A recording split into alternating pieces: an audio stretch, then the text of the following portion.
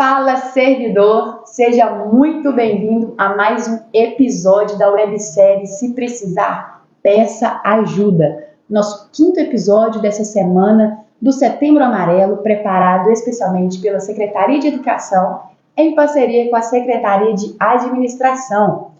Bom, hoje o nosso tema desse vídeo é saúde mental do trabalhador. Então, o que vamos falar aqui para vocês? Primeiramente, vamos compartilhar um conteúdo exclusivo de um material que está vindo sendo preparado para vocês e que vocês terão acesso aqui nesse vídeo à primeira mão. Bom, então pegue o seu cafezinho de onde você estiver e acompanhe a gente nesse caminhar.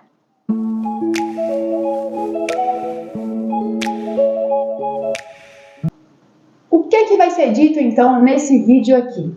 Vamos falar um pouquinho o que é saúde mental, o que é o PASP, vamos falar um pouquinho dessa importância do cuidado, alguns desafios de trabalhar no setor público, vamos fazer um foco aqui específico dessa conversa na questão do estresse, né, que está muito presente nessa questão do contexto educacional. Vamos trazer também algumas estratégias de enfrentamento e de autocuidado e, por fim, atualizar vocês sobre a questão do fluxo da rede dos dispositivos de saúde mental aqui da cidade de Viçosa.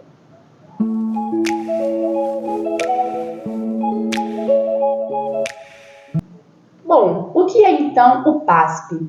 O PASP é um programa de atenção ao servidor público, um órgão que está vinculado ao Departamento de Recursos Humanos aqui da Secretaria de Administração, que vem tendo atuação desde 2022. Um programa voltado para a saúde mental de todos os servidores da Prefeitura, visando essa psicoeducação, o acolhimento psicológico e diversos outros lugares dessa questão da saúde mental.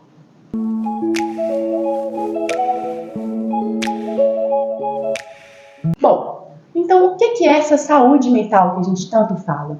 A saúde mental é essa condição de um estado, né, de equilíbrio entre tanto o seu corpo, a sua mente e seu espírito. Envolve muitos fatores sociais, fatores individuais, fatores socioeconômicos e envolve essa capacidade de enfrentar os desafios do dia a dia. Então, o impacto disso, se a gente não tiver com uma saúde mental muito boa, ela vai impactar no nosso desenvolvimento do trabalho. Então, por isso a importância de falar sobre esse assunto. E aproveitando o tema do Setembro Amarelo, né, para a gente estar falando bastante sobre essa valorização da vida, prevenção do suicídio e estratégia para cuidar de si mesmo.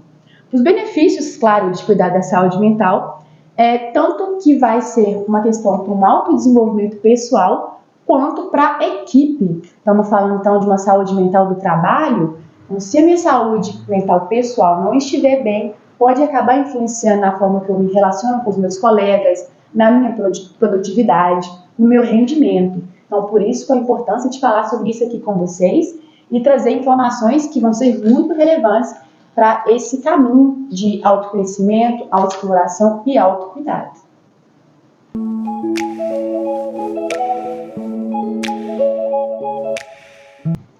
Bom, existem muitos desafios que muitos servidores enfrentam no dia a dia. A Ana vai estar falando um pouquinho mais para a gente daqui a pouco, mas vou trazer algumas demandas específicas, talvez, dos educadores, né? Que é essa questão dessa relação com o aluno, esse vínculo tanto com outros profissionais da área, essa questão com a família do aluno também, adaptação, essas novas tecnologias que estão chegando aí, adaptar isso para o contexto educacional, também nos parece um desafio contemporâneo.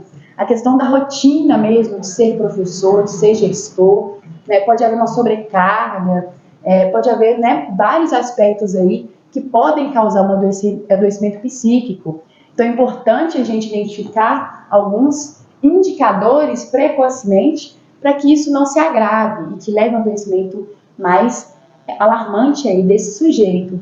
Então a importância de a gente falar para vocês aqui alguns sintomas, né, algumas estratégias para identificar isso mais cedo é melhor para a questão do tratamento, onde procurar ajuda e o que fazer, né, como lidar com toda essa situação.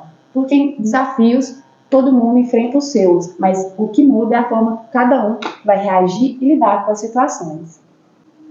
Bom, A saúde mental, além desse caráter de psicoeducação, de falar sobre o assunto com os servidores, como uma medida, né, de debater, de debate sobre o tema, o papel da liderança também é muito importante quando falamos sobre isso, quando colocamos a saúde mental no trabalho. Porque se temos líderes, uma gestão que possui uma comunicação mais empática, uma abertura para ouvir os servidores, uma iniciativa para promover mais ações no ambiente de trabalho, para falar sobre assuntos como esse, né, ou sobre uma roda de conversa livre mesmo, é muito importante. Então, essa autonomia, essa autenticidade da liderança, né, de uma forma de empatia também, de promover esse ambiente saudável para o servidor, é muito importante. Além dessa identificação precoce, como falei para vocês, e a valorização do trabalho. Às vezes, o servidor pode estar se adoecendo por não estar sendo valorizado no que faz. Então, trabalhar e enfatizar essa valorização do servidor é muito importante para valorizar o que ele faz, como sendo um aspecto motivador para ele desenvolver o seu trabalho, né? Além desse acompanhamento mesmo, tanto psicológico, estimular que os educadores procurem esse espaço de cuidado, ajuda profissional, caso necessário. Inclusive, o PASP está aqui à disposição para acolher todos vocês, caso precisam desse momento, né? Como eu falei, a questão do plantão psicológico. Bom, agora a Ana vai passar, como eu falei, da questão dos desafios específicos, do que seria trabalhar no setor público, enfatizando a questão mesmo dos educadores. Então, como a Larissa também já abordou um pouco sobre os desafios de ser um servidor no espaço público, nós também temos essa questão quando engloba a saúde mental. Nós vemos que tem desafios que os educadores também precisam enfrentar como servidores, que vão além e acabam atingindo um pouco do seu espaço de saúde mental. Então, a gente também tem que estar alerta para ver quando isso influencia e como a gente pode lidar com isso, quais são as nossas estratégias de enfrentamento. Mas eu vou citar também alguns desafios que merecem atenção e que vocês podem também entender como que esses desafios vão afetar vocês ao longo do trabalho, né, no dia a dia, na rotina, enfim. E alguns são esse próprio estigma da saúde mental do serviço público, porque a gente entende que, estando no espaço público, você é acometido por determinados adoecimentos e que normalmente existe esse estigma, tanto com a saúde mental quanto com o servidor público. Então, a gente precisa conversar sobre isso, precisa desmistificar esse estigma para que abra esse espaço que o PASP oferece também de comunicação, de psicoeducação, para a gente conseguir diminuir esse estigma. Nós temos a questão do relacionamento interpessoal. Na rede de educação, nós temos esse relacionamento com os colegas, mas nesse sentido a gente fala que um relacionamento também com os responsáveis, dos alunos, os pais que normalmente chegam irritados nas escolas, pedindo satisfação, né? A gente entende que isso é bem comum e a gente entende também que esse tipo de relacionamento interpessoal, quando ele não é benéfico, né? Ele alcança limites, né, extrapola limites e que também compromete a saúde mental do nosso servidor. Então, também é um sentido de desafio. Nós temos também essa questão de lidar com as mudanças constantes da rede pública, né? Nós temos mudanças de gestão, nós temos mudanças que a própria educação precisa se adequar, se adaptar, por se tratar também de uma rede de desenvolvimento educacional e de desenvolvimento de cidadão, de formação de cidadão. Então, a gente entende que também é um desafio dos educadores nesse sentido, essas mudanças constantes, dificuldade em conciliar a vida pessoal com a profissional. E a gente vê nesse desafio que é também uma questão de saber se desligar do trabalho. Quando o servidor ele está na rede de educação, ele está como educador, a gente vê essa sobrecarga de trabalho, a gente vê essa dificuldade de se desligar do seu trabalho. Muitas vezes leva o trabalho para casa, aquela correção de prova, né? Aquele aluno que precisa de maior atenção. Então, a gente vê também que essa sobrecarga ela acaba sendo um desafio muito grande no cuidado da saúde mental dos nossos servidores.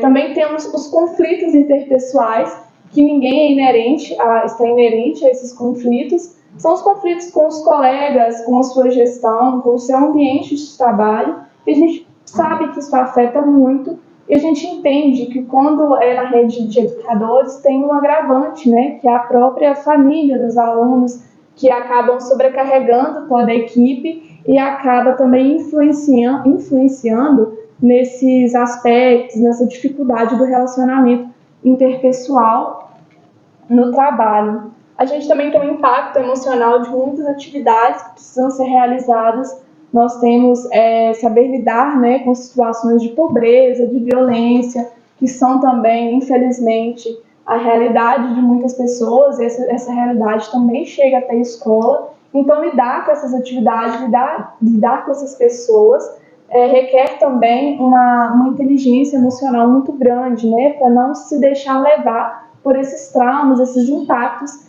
que é lidar com essas dificuldades no dia a dia, na rotina de trabalho, essas atividades que causam mesmo um impacto emocional.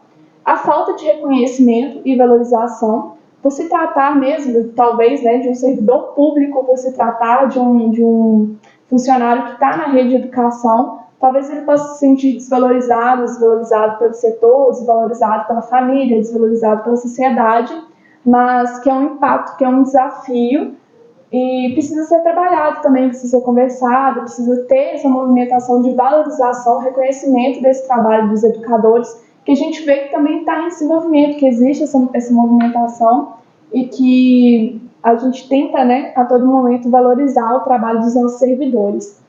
E a Gleice, a nossa colega de trabalho, vai trazer para vocês algumas estratégias de minimizar esses fatores, esses desafios que comprometem a saúde mental de vocês.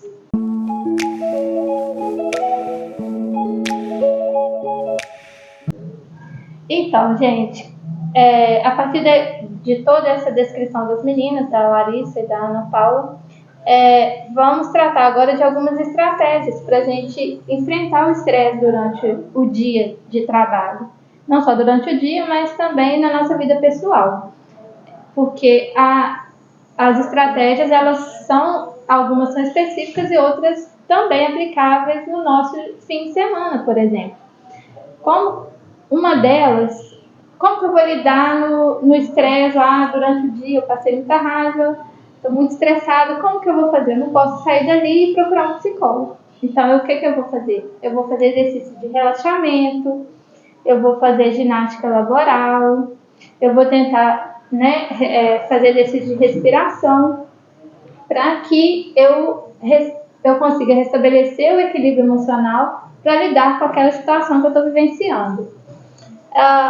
Mas no serviço eu tenho excesso de trabalho e eu me perco. Como que eu vou lidar com isso? Eu vou estabelecer prioridades. Vai ter coisas que eu vou precisar resolver de imediato, outras que eu vou resolver a médio e outras a longo prazo. Então, estabelecer prioridades é importante para não se perder no caminho e não ficar estressado, frustrado por não conseguir realizar as atividades. Outra estratégia seria criar momentos de prazer e também separar, por exemplo, até onde eu consigo levar o trabalho e fazer separação entre o trabalho e o prazer.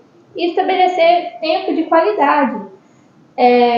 Tempo de qualidade com a família, tempo de qualidade com os amigos, porque às vezes eu vou estar numa roda de conversa ou fazendo uma atividade fora do trabalho, mas eu estou conectada no celular o tempo todo. Então, eu estou ali no momento de prazer, mas eu não estou aproveitando o meu tempo com qualidade. Não estou conversando. Outras atividades podem ser assistir um filme, para quem gosta de música, cantar, ouvir uma música, dançar, e outras, para quem gosta de jogar, por exemplo, jogar com os colegas, com os amigos, com a família. Então, estabelecer tempo de qualidade fora do trabalho é muito importante. Além desse, inserir exercício físico na rotina. Para quem gosta de futebol, jogar futebol, tem handball, tem diversos esportes. Tem esportes para todos os gostos. E, inclusive, não, mas eu não gosto de jogos. Então, pode fazer uma caminhada, pode correr, pode fazer coisas mais leves, que não vão desgastar tanto o físico, né? Mas é importante também estabelecer uma rotina de exercício físico, porque o exercício também ele é muito importante para transformar toda aquela pulsão negativa que a gente recebe durante o dia, com estresse, com nervosismo durante o dia, e transformar a atividade física vai ajudar a transformar essa pulsão negativa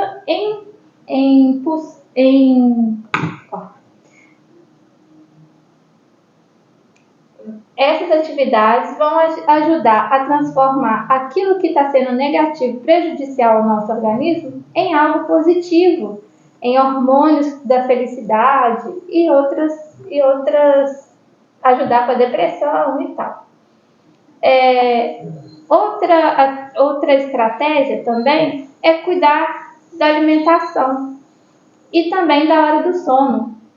Às vezes, no decorrer da semana, do dia a dia, a gente tem uma tendência, às vezes, de descuidar da alimentação. Come mal, escolhe alimentos que não são nutritivos, e isso vai sobrecarregando o nosso corpo também, e que vai gerar uma série de consequências. Se você não come bem, aí pode interferir no sono também. Você não vai conseguir dormir direito, e não dormindo direito, você não vai conseguir ter um dia produtivo, né? Então é importante estabelecer uma rotina com alimentos nutritivos, frutas, verduras, alimentos não processados, e também uma rotina de sono, dormindo de 6 a 8 horas por dia, né? Tudo isso é muito importante, são estratégias simples, mas que a gente precisa inserir no nosso dia a dia para que a gente não dedique tanto ao trabalho e tampouco a nós mesmos. Bom, pessoal, a Gleice contou um pouquinho pra gente sobre essas estratégias físicas de autocuidado aí, seja alimentação, exercício físico, né? Vamos falar agora um pouquinho dos sentimentos, como é que a gente poderia aprender, né, a nomear os próprios sentimentos. Antes de tudo, antes de me respeitar os meus sentimentos, eu preciso identificar o que está se passando em mim. Então, aquela dica de estratégia é você parar, dar aquela respirada. O que eu estou sentindo? O que está surgindo em mim aqui? E perceber que antes, né, tem um sentimento ali, estou sentindo ele, e o que é esse sentimento? Nomear ele. Isso tudo que eu coloco para você, de identificar seu sentimento e nomear, isso tudo faz parte de um processo de autoconhecimento que é poderosíssimo para esse autocuidado. Se eu sei o que eu estou sentindo, o que está se passando em mim e até o que isso me causou, você consegue enfrentar, você consegue moldar essa situação e elaborar cada vez mais estratégias mais assertivas para lidar com as situações que te incomodam. Então, é importante reconhecer o que se passa dentro de você para tentar entender o que está incomodando. Ansiedade, muitas vezes a gente não sabe de onde que ela surge, mas só de identificar que ela está ali, nomear que ela está ali, a gente consegue vencer esses sintomas dessa ansiedade, né? Então é muito importante aprender a reconhecer e respeitar os seus próprios sentimentos. Bom, uma outra estratégia que é muito interessante é em relação a compartilhar. Falamos muito isso na live de segunda-feira do primeiro episódio, que falar é preciso. Então, compartilhar suas preocupações com alguém de confiança, não guardar tudo para si, porque, como falamos lá, esse copinho uma hora pode transbordar, né? Temos um copinho interno, e se ele ficar muito cheio com essa água, com essas emoções contidas, uma hora ele explode. E, geralmente, quando ele explode é quando vem a crise de ansiedade, por exemplo, quando tem muita emoção contida, guardada há muito tempo. Então, a gente tem que encontrar esses canais para conseguir canalizar esse estresse. Se tem um estresse, tem um sentimento, eu estou identificando ele ali, como é que eu vou fazer para ele se sair, né, se esvaziar, para dar essa sensação mais de alívio? Então, falar, né? Compartilhar com alguém que você confia, procurar um ambiente, né, saudável também para isso. Pode ser que não é todo momento, né, todo lugar seja confiável para isso, mas você, melhor do que ninguém, sabe em quem você confia, em quem você pode compartilhar. E também, ao mesmo tempo de compartilhar, saber ouvir, né, ter essa escuta empática do colega.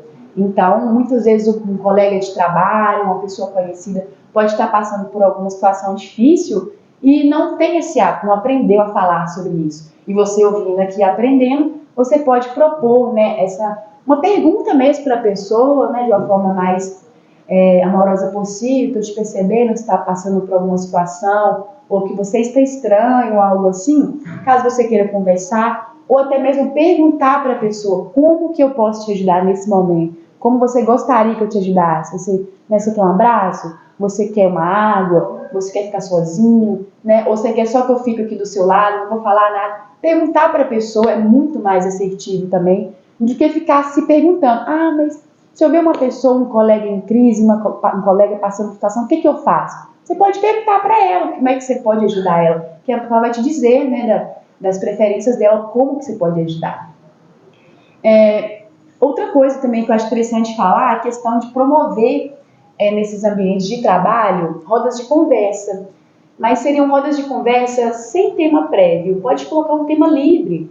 Eu falo isso direcionado, né, para uma liderança, talvez, para promover essa ação no ambiente de trabalho, para que o sujeito, quando se propõe uma roda de conversa com um tema livre, o sujeito ele tenha esse ambiente confortável, propício para que ele possa falar do que ele quiser. Ele pode falar de algo do trabalho, ele pode falar de algo pessoal, porque ali tem esse ambiente, né, para favorecer, para que ele possa se manifestar. Mas isso tem que ser um ambiente muito bem trabalhado, né, um ambiente em que se estabeleça mesmo essa confiança entre as pessoas, para que as pessoas consigam de fato se expressar e não ficar coagidas. E por último, reduzir as cobranças. Estamos num mercado competitivo, acelerado, muitas tarefas, sobrecarga, então reduzir essa autocobrança.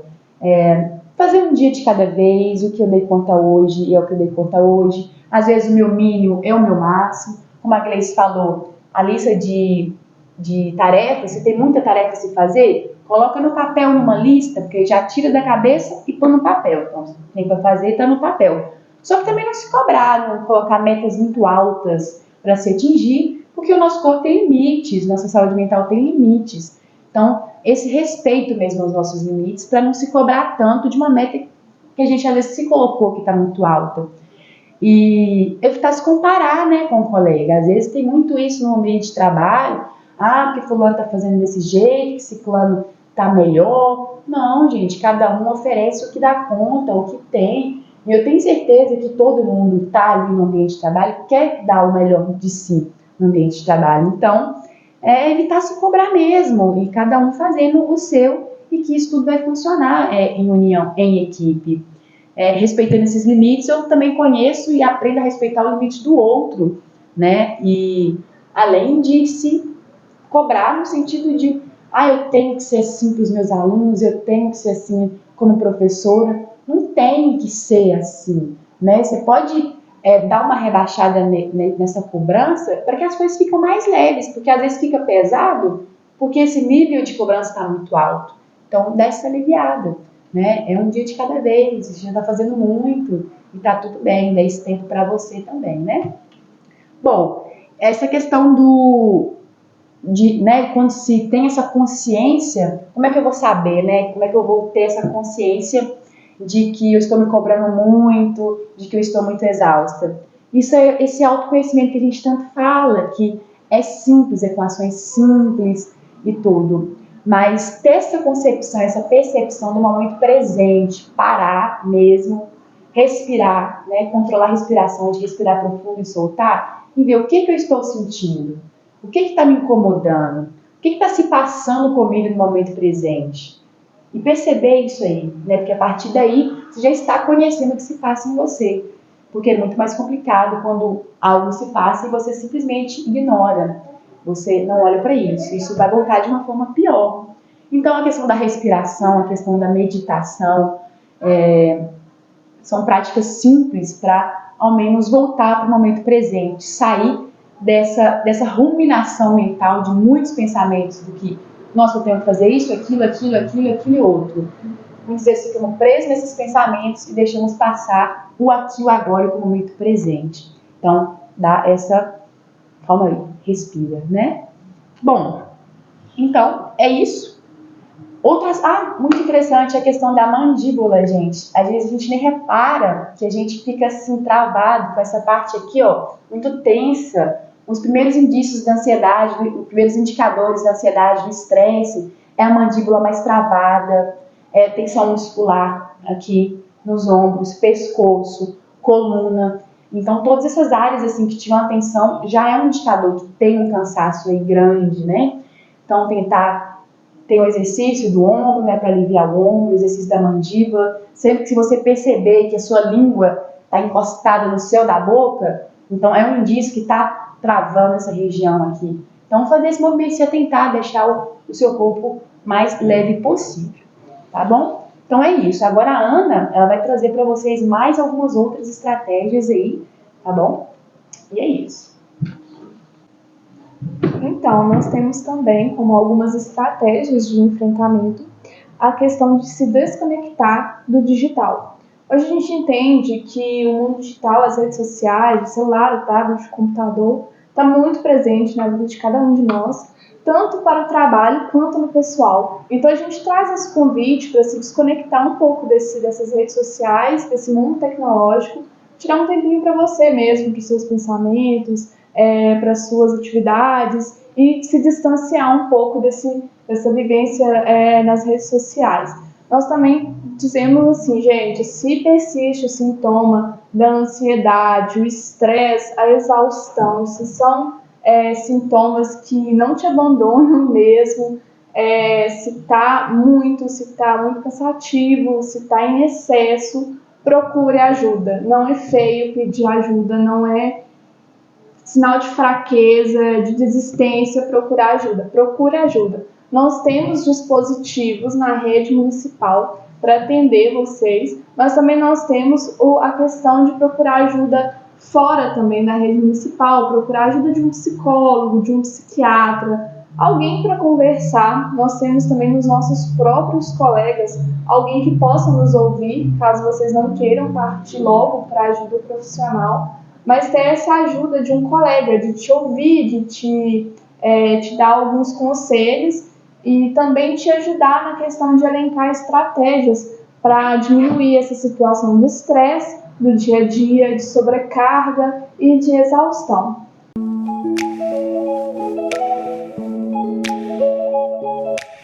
Então, agora, depois da gente abordar todos esses temas, do estresse no trabalho, quais os mecanismos, quais os suportes que a gente tem na rede SUS hoje?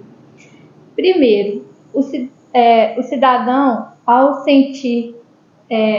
perceber alguns sintomas ou os seus familiares perceberem que a pessoa está ficando, por exemplo, retraída, fechada no quarto, ou então teve um momento de surto, como lidar com essas questões? A quem pedir ajuda? No caso, a porta de entrada do SUS que a gente tem é o PSF. Então, o médico do PSF faz uma avaliação do paciente e encaminha para os programas existentes no SUS. Quais seriam? Hoje a gente tem o CAPS, CAPS-M, né? CAPS Saúde Mental. Temos o CAPS-I, que é o CAPS que atende adolescentes e crianças. Temos o CAPS Álcool e Drogas, que atende pessoas que lidam com essa demanda. E temos o NASF, temos também o IMAS. O IMAS ele já é mais voltado para o servidor. Então, se é um cidadão da rede, ele primeiro acessa o PSF, o médico vai avaliar e vai ver para qual desses dispositivos ele vai encaminhar. No caso no caso de surto, por exemplo, a família não consegue conter o cidadão, aí ele pode estar pedindo ajuda da polícia, do SAMU, para fazer o recolhimento desse cidadão junto à família e levar até o hospital. O hospital vai tratar, vai dar a esse indivíduo condições dele dar continuidade do tratamento no CAPS, e o CAPS vai fazer um trabalho com o paciente e depois vai devolver ao PSF, e o PSF vai dar continuidade ao tratamento desse paciente, um acompanhamento de rotina. Mas então a gente quer deixar claro que casos graves devem ser encaminhados diretamente para o hospital, e casos mais simples encaminhados para o PSF, que vai dar o direcionamento, seja para o NASF, seja para o CAPS. E o IMAS, o próprio servidor, sentindo algum sintoma, falta de apetite, vontade de ficar mais no quarto, ou outros sintomas, ele próprio procura o IMAS e agenda uma consulta com psicólogo ou psiquiatra, se for o caso. E a gente tem aqui também dentro da prefeitura o PASP, né, que é um programa criado para dar assistência ao servidor com plantões psicológicos. Então, o servidor pode estar vindo aqui, como as meninas já explicaram, acessando,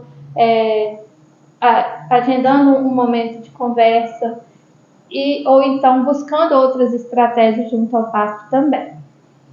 E, além disso, o PASP, junto com a Prefeitura, Secretaria de Administração e outros, desenvolve campanhas, né, de Janeiro Branco, que é a promoção da saúde mental, Setembro Amarelo, que é o programa de prevenção ao suicídio, Dia do Servidor, né, que é dia 28 de outubro, com eventos de integração para os servidores. E também podem aparecer outros programas mediante a demanda que surge anualmente, mensalmente. Então, são esses os dispositivos que hoje a gente conta na rede. E qualquer dúvida, pode estar acessando o PASP, né, pelo Instagram, pode estar acessando aqui pessoalmente na sala do PASP, que você será encaminhado ou direcionado para a melhor assistência devida.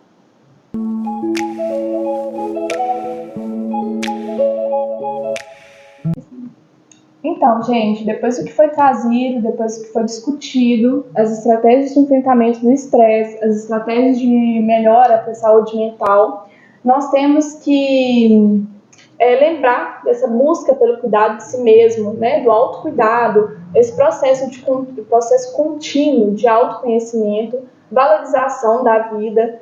Ele é um assunto de todos, ele precisa ser discutido, ele precisa alcançar lugares e discussões e conversas, para que cada vez mais falado, mais seja cuidado, né? A saúde mental precisa ser cuidada. Bom, é isso, né? Apresentamos essas estratégias, muitas informações para vocês exclusivas, porém, é importante entender também, para finalizar, que quer dizer que vocês têm que fazer tudo o que a gente está falando para vocês. Você pode identificar com aquilo que você se sinta melhor, com aquela estratégia que você se identifique e fazer, ou encontrar novas estratégias. Cada pessoa é uma pessoa, cada pessoa gosta de fazer o que ela gosta de fazer. Então, evitar se comparar, buscar mesmo fazer o que você gosta, o que faz bem para você. Não existe uma receita única e pronta de autocuidado.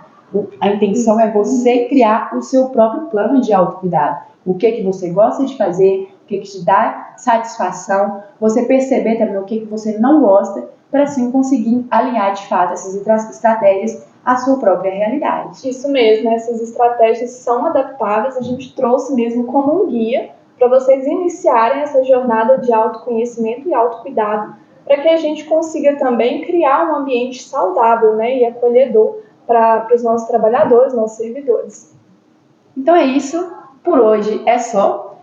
Fique por dentro aí das nossas redes sociais, que é o pasp.vicosa e também a redeeducação.vicosa. E lá a gente também vai estar compartilhando muita coisa, muita novidade.